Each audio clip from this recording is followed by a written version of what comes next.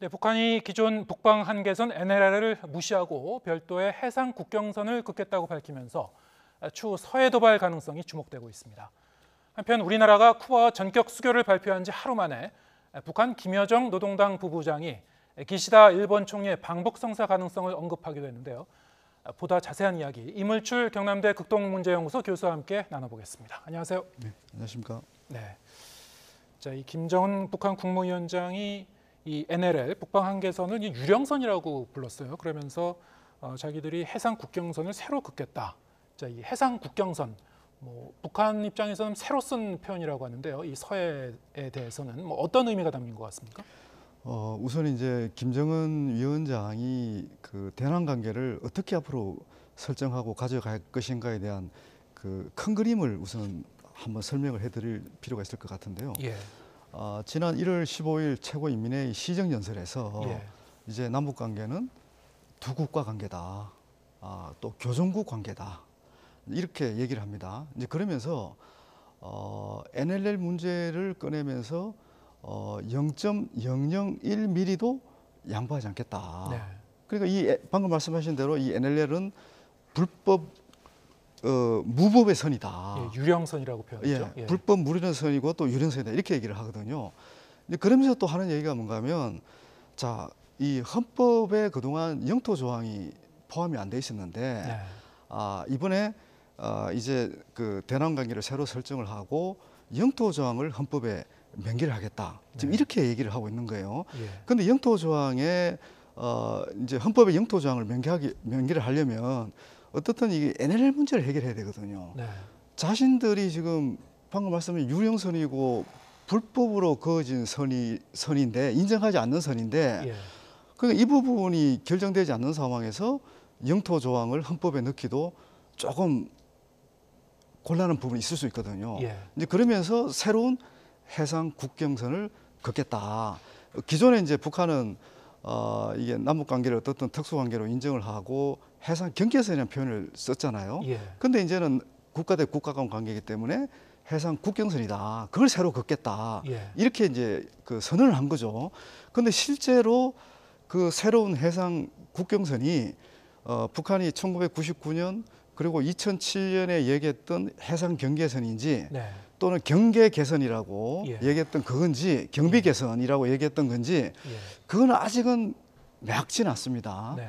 근데 이제 분명한 것은 이 영토 조항을 이제 헌법에 명기하면서 새로운 해상 국경선을 넣으려고 할 가능성이 높기 때문에 네. 이게 이제 정말 심각한 문제가 될 수도 있겠다 이런 예. 판단하는 거죠. 그러니까 이제 기존에도 북한이 해상 경계선, 해상 분계선, 해상 경비 개선 등등 여러 표현을 써서 자기들만의 이제 경계선을 그어 놓겠다 이렇게 선언을 했었습니다만 그 당시에 그 발상과 이것이 정확히 일치하는 건지는 아직은 분명하지는 않지만 말씀하신 대로 이 국경선, 해상 국경선의 그 나라 국자 그 점이 이제 중요하다 이런 그렇죠. 말씀이죠. 중국과의 이제 경계 같은 데다 이제 쓰던 표현이 이 국경선이었는데 여기에 이제 서해도 이걸 대입해서 이제 보기 시작했다. 그렇죠. 그러니까 어떻게 보면 이제 국경선의 표현을 쓴 것은 정말 이거는 양보할 수 없는 그 어떤 영토 주권의 문제다. 네. 이런 개념으로 지금 북한이 접근을 하고 있는 거예요. 예. 그래서 이제 또 계속 이제 대화를 이어 나가겠지만 북한이 특히 이제 그 해상 전력을 굉장히 이제 강화하고 있는 거 아닙니까? 예. 그래서 이제 최근에만 해도 신형 순항 미사일을 개발해서 또 시험 발사도 하고 또 검수 사격 시험도 하고 막 이런 이제 흐름을 보여주는데 움직임을 보여주는데 이런 것들도 결국은 이 새로운 해상 국경선을 사수하기 위한 노력의 일환이다. 예. 이렇게 봐야 될 것 같습니다. 예.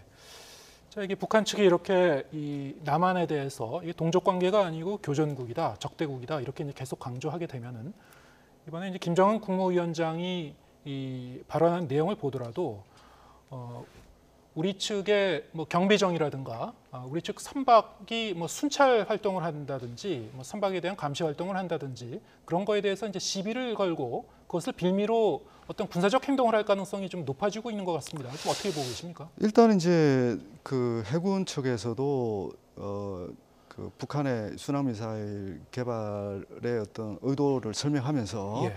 결국은 이제 우리 해군이 가지고 있는 고속정이죠. 그러니까 대함 미사일과 관련해서 방어 체계가 없는 그런 고속정이 있다고 하네요. 예. 이렇게 순찰을 도는 고속정이 있는데 이런 고속정을 겨냥한 순항 그 신형 순항 미사일을 지금 개발하고 있다. 예. 지금 이렇게 지금 보고 있는 거거든요.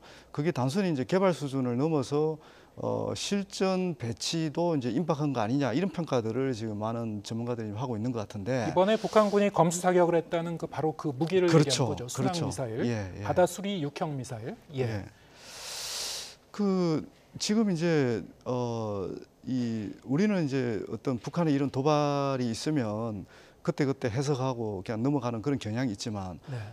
김정은 위원장은 뭔가 이렇게 어떤 식으로든 이 NLL 문제와 관련해서 자기들의 입장을 이제 관철시키려고 하는 상당히 치밀하고도 일관된 그런 준비들을 하고 있는 거 아닌가 이런 생각을 지금 안 할래야 안 할 수가 없는 것 같습니다. 예. 특히 이제 최근 5차례 그러니까 시험 발사한 이 신형 순항 미사일들은 대부분 우리가 사전에 이제 요격하기 힘들고 또 대부분 이게 이제 기습 공격용이라고 이제 평가를 하는 거 아닙니까? 그래서 과연 그러면 이 사람들이 이걸 그냥 뭐 단순히 시위용으로만 개발하는 것으로 보기에는 찝찝한 구석이 너무 많은 거죠 지금. 네. 왜냐하면 이제 큰 틀에서 어떤 이제 남북 관계를 교전국 관계로 설정을 하고 그리고 또 더군다나 이제 교전국 관계이기도 하고 또 자기들이 기존에 주장해왔던 기존의 국경선을 반드시 관철시키겠다. 이렇게 나오니까 그 관철시키기 위한 목적을 달성하기 위해서 그 목적을 달성하기 위해서 계속 신형 무기들을 지금 개발하고 있는 게 오늘날의 지금 김정은 정권이라고 볼 수가 있는 거죠. 네. 북한이 이번에 이제 검수 사격을 했다는 그 지대함 그 순항 미사일 그 자체도 아까 말씀하신 대로 그러면 서해에서 지금 운영되고 있는 우리 측 그 군함, 경비정, 고속함 중에는 이거에 좀 취약한 그런 그 일부 선박도 있다는 것이죠. 거기에 좀 어느 정도 위협이 될 것 같습니까? 일단 저도 뭐 이제 해군 측의 뭐 설명만 참고할 수밖에 없는데요. 예. 하면서 그 설명을 들어보니까 어떤 식으로든 이제 우리가 그 NLL을 순찰하는 상당수 고속정 중에서 예. 그러니까 북한 방금 이제 설명하신 그 바다수리 6형과 같은 예. 이런 신형 순항 미사일을 방어할 수 있는 체계가 안 갖춰져 있는 고속정이 있다는 거죠. 말하자면 그 레이더 탐지를 정확하게 빨리 신속하게 그렇죠. 못한다는 예, 그런, 그런 측면이 있는 네. 것 같습니다. 이제 그러다 보니까 이게 상당히 우리한테 그 NLL을 사수하는 우리 해군한테 상당히 위협이 될 수도 있겠다. 예. 이런 것도 있고 또 어떻든 NLL에서 분쟁이 벌어지면 다수의 함정이랄까 또는 항공모함이 진입할 수 있잖아요. 네. 근데 이번에 이제 바다수리 6형 같은 경우는 그런 이제 그 분쟁 지역에 진입하는 잠수정이라든지 또 항공모함 같은 것을 겨냥해서 이 타격할 수 있는 예. 그런 어떤 이제 신형 무기라는 거죠. 그런 맥락에서 북한의 의도가 이렇게 보다 선명하게 드러나는 측면이 있는 거죠. 예. 어쨌든 그 부분은 그 우리 측에서도 그냥 군사적으로 대비 태세를 상당히 좀 보완할 필요성이 있어 보이는데 일단은 아무튼 이번 김정은 국무위원장의 저런 발언이 어떤 그 엄포 차원의 심리전을 넘어서 실제적인 어떤 군사작전을 염두에 두고 지금 그 어떤 수순에 들어간 거다 이렇게 이제 보고 계신 거죠. 그래서 이번에 이제 바다수리 6형 그 사격 시험을 하면서 현지 예. 지도하면서 김정은 위원장이 한 말이 있죠. 이 NLL과 관련해서는 이제는 수사 또는 말에 그치는 게 아니고 예. 행동으로 무력으로 보여주겠다. 네. 이런 얘기를 했거든요. 이게 저는 상당히 좀 우려스러운 그 발언이라고 보는데 네. 그러니까 과거와 달리 NLL에서 분쟁이 일어난다면 말보다는 필요하면 선제 공격을 해서라도 주도권을 잡겠다. 이런 의도를 아주 명백하게 보여주고 있는 특징을 보여주고 있습니다. 예. 그렇다면은 뭐 북한이 어떤 식의 이제 도발을 감행할지는 뭐 여러 가지 그 상황을 상정해 볼 수 있겠습니다만 남북 간의 이제 무력 충돌 가능성이 높아지고 그러면 어떤 우발적인 상황에서 상황이 걷잡을 수 없이 번질 수 있는 그런 위험도 있지 않습니까? 현재로서는 그런 부분을 적절하게 통제할 방법이 있습니까? 우리 정부가 뭐 만반의 준비를 갖추고 있다고 저는 믿고 싶습니다. 예. 싶은데 지금 북한이 그 새로운 무기를 만들어서 과시하는 이런 그 행태들을 보면 네. 우리가 준비하고 있는 것들을 무력화시키는데 초점을 다 맞춰져 있는 거예요. 예. 뭐 예를 들면 뭐 킬체인이랄까 또는 뭐 서해나 동해에서 우리가 이제 북한을 타격하기 위한 다양한 준비들을 하고 있지 않습니까? 또 한미 연합 또 작전 뭐 그런 어떤 능력도 있을 거고 이런 부분들을 어떤 식으로든 이 작전 능력을 제한하고 또는 무력화시킬 수 있는 그런 무기 체계들을 계속 지금 만들고 있는 거거든요. 예. 그러니까 제가 여기서 명확하게 우리가 이거 뭐 북한의 어떤 무기든 어떤 그 공격 행태도 다 잘 막을 수 있다고 자신 있게 얘기할 수 있는 뭐 군사 지식도 제가 없는 상황에서 예. 제가 이 자리에서 설명할 수 있는 것은 북한의 이런 의도가 네. 이런 의도에 그치는 게 아니라 실제 능력으로 보여주는 측면이 있기 때문에 예. 우리가 좀 더 긴장하고 만반의 준비를 갖출 필요가 있다. 이렇게 이제 저는 얘기를 할 수가 있는 거죠. 예.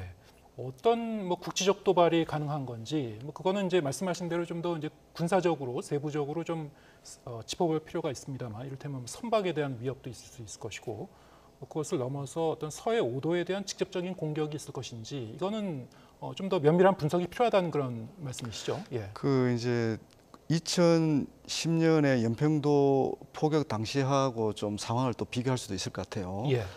특히 이제 그 당시 또 사실은 이게 이제 정전협정 이후에 북한이 처음으로 민간인 거주 지역을 선제 타격한 사례로 그렇죠. 우리는 예. 평가를 해야 되거든요. 네. 민간인 거주 지역을 선제 타격을 했단 말입니다. 근데 이제 그때의 북한의 이제 그 어떤 위력이라든지 그다음에 이제 어떤 정확도 이런 부분에 대해서는 사실 조금 이제 그 폄하하는 그런 그 평가들이 많더라고요. 오발탄도 많고 오발탄도 그렇죠. 많았고. 근데 이제 지금 14년이 지났습니다. 네. 지났는데 지금 저희들이 계속 설명하고 있듯이 북한이 만들어내는 이런 무기들의 어떤 위력, 정확도 이런 게 굉장히 발전돼 있는 예. 상황 아닙니까, 그죠? 이제 그러면서 이제 북한이 또 하나의 노림수 중에 하나는 만약에 이제 자기들이 이렇게 침략 공격을 당할 우려가 있으면 선제 타격하겠다고 지금 얘기를 하고 있거든요. 그래서 예. 자기들이 지금 만들어내고 있는 이 무기 체계들이 어떻게 보면 방어용이라기보다는 선제 타격 용도에 맞는 무기 체계를 계속 만들어 놓고 있으니까 그러다 보니까 아무래도 이제 과거와 다른 그런 위기 수준을 이제 저희들이 느낄 수밖에 없는데 그래서 이제 방금 계속 질문하고 계시지만 북한이 어떤 유형의 이 도발을 하고 또 공격을 할 것인가 이런 부분 관련해서는 다양한 시나리오별로 그냥 대응책을 마련하는 것 빼고는 예. 다른 방법이 없다고 저는 보는 겁니다. 알겠습니다. 뭐 성동격서식으로 우리가 예상하지 못한 부분에서 또 어떤 작전을 감행할 수도 있는 그렇죠. 것이고. 예. 예. 그래서 이제 지금 NLL 얘기만 김정은 위원장이 계속하고 있는데 예. 방금 말씀하신 대로 의외로 우리가 그 주목하지 않는 다른 어떤 지역들에 예. 이제 공격할 가능성도 충분히 있는 거죠. 알겠습니다. 자, 이런 상황에서 우리나라가 이제 쿠바와 전격적인 수교를 발표했었는데 수교 발표한 지 하루 만에 북한의 김여정 부부장이 일본에 대한 관계 개선을 또 제안을 했어요. 자, 이거는 뭐 시기상으로 보더라도 우리나라의 이제 쿠바의 수교를 좀 의식한 그런 그 움직임이라고 볼 수 있겠습니까? 어떻게 보셨습니까? 저도 상당히 이제 그 의미 있게 지금 현상을 보고 있는데 예. 쿠바는 뭐 다 알고 계시겠지만 그 어떻게 보면 북한하고 가장 오랫동안 의리를 지킨 나라입니다. 예. 좀 쉽게 얘기하면 그러니까 뭐 중국, 러시아뿐만 아니라 상당수 사회주의 국가들이 결국 이제 우리 한국하고 다 수교를 했죠. 뭐 관계가 어떤 부침은 있더라도 근데 이제 쿠바는 마지막까지 이제 한국하고 수교를 안 했습니다. 근데 수교를 안 한 이유가 여러 가지 있지만 그 중에 하나는 또 사실은 미국이 좀 반대한 측면도 있었거든요. 네. 그리고 이제 어떻든 이 쿠바가 이제 북한하고 정치적 또는 외교적으로는 긴밀한 관계를 유지해봤지만 경제적 실리 이런 측면에서는 사실 그 상당히 오래 전부터 거의 없었습니다. 네. 그리고 또 너무 이렇게 그 멀리 떨어진 나라이다 보니까 네. 상호 이렇게 교류하고 이러기에도 한계가 있었는데 어떤 북한 입장에서는 지금 김정일 위원장이 원래 대외 정책의 핵심 목표 중에 하나가 반미 사회주의 연대를 강화하겠다. 예. 그게 중요한 방향이었거든요. 예. 근데 그 중에 중요한 파트너가 이제 쿠바인데 쿠바가 사실상 떨어져 나간 거나 다름없죠. 물론 예. 우리 이제 한국하고 수교를 해도 쿠바는 아마 북한하고는 그 어떤 사회주의 이념적 또는 뭐 정치적 유대는 계속 그 이어가려고 할 겁니다 아마. 예. 이제 그럼에도 불구하고 북한에게는 타격을 주는 그런 정치 이벤트라고 볼 수 있고요. 근데 이제 그렇게 해서 우리가 이제 또 이렇게 볼 수 있는 겁니다. 어떤 자기들이 이렇게 타격을 받았으니까 우리 또 윤석열 정부에게 타격을 주기 위해서 일본하고 전격적으로 관계 개선을 좀 도모하는 거 아닌가. 예. 또 이런 해석도 할 수 있잖아요. 예. 근데 이제 현실적으로 이제 쿠바 사례하고 그렇게 기계적으로 대비하는 것은 좀 저는 좀 그렇습니까? 문제가 있다고 보는데요. 예. 뭐 잘 아시겠지만 일단 지금 한미일 공조가 뭐 어느 때보다 지금 네. 공고하게 지금 다져진 그런 상태고 또 실질적으로 지금 그 북일 관계가 개선되기에는 많은 이제 난관들이 있습니다. 그 핵심 난관이 결국은 이제 일본인 납북자 문제와 그리고 핵 미사일 문제죠. 예. 미사일 문제도 일본한테는 그게 당사자 문제라고 일본은 인식하고 있거든요. 왜냐하면 미사일이 계속 일본 그 영토를 위협할 수 있기 때문에 일본 국민들의 안전을 직접 위협하는 그런 요소이기 때문에 그래서 이 문제가 해결되지 않고 북일 관계가 개선된다는 것은 사실 상상하기 힘들다고 일단 봅니다. 네. 그럼에도 불구하고 이게 단순히 김여정 그 부부장의 담화가 단순히 일본을 떠보는 차원은 조금 벗어난 것 같습니다. 네. 실질적으로 큰 기대는 하지 않지만 일본도 지금 북한하고 협상을 해서 기시다 정권이 이제 처해 있는 어떤 국내 정치적으로 처해 있는 어떤 그 낮은 지지율을 올릴 수 있는 하나의 계기가 된다면 예. 또 적극적으로 나설 그런 개연성도 있기 때문에 네. 이제 그런 측면을 노려서 이렇게 전향적인 대화 제안을 북측에서 했는데 이제 어떻든 북한 입장에서는 대화를 재개하는 것 자체 그리고 대화를 재개하는 과정에서 이제 일본하고 또 접촉도 할 거고 그 과정 자체가 이 한반도의 어떤 그 고조된 긴장을 관리하는 데 있어서 뭔가 도움이 될 수 있다 이런 판단을 또 할 수도 있을 것 같아요. 예. 너무 과도하게 이제 이 긴장이라든지 이런 게 이제 올라가면 북한 입장에서도 그게 부담이 되기 때문에 또 적절하게 이제 관리하려고 하는 그런 의도도 있는 것 같고 특히 이제 3월달에 아마 이제 한미 간의 군사훈련이 또 대대적인 또 군사훈련이 재개가 되고 또 예. 한미일 또 군사훈련도 아마 이루어질 거거든요. 이제 그런 부분들을 고려해서 이제 일본과의 대화를 이제 재개함으로 인해서 자신들을 향한 어떤 한미일 간의 어떤 군사적 압박 또는 뭐 공조의 어떤 수준 이런 부분들을 어느 정도 좀 제한하고 완화시키는데 이제 좀 도움을 얻을 수 있지 않을까 이런 판단도 하고 있을 것 같습니다. 알겠습니다. 일본 측에서도 좀 심중한 입장을 보이고 있습니다만 지금 설명해 주신 것처럼 뭐 과거사 문제, 납북자 문제 등 뭐 여러 가지 이제 걸림돌이 남아 있습니다만 뭐 국내 정치를 감안해서라도 어느 정도 가능성은 좀 열어가고 있는 것 같고요. 예, 그래야 될것 김여정 같습니다. 부부장의 예. 발언 자체도 김여정 부부장이 직접 나서서 저런 담화를 발표한 것 자체는 좀 이례적인 부분도 있기 때문에 아무튼 좀 계속 좀 주목해 보면 될 것 같고요.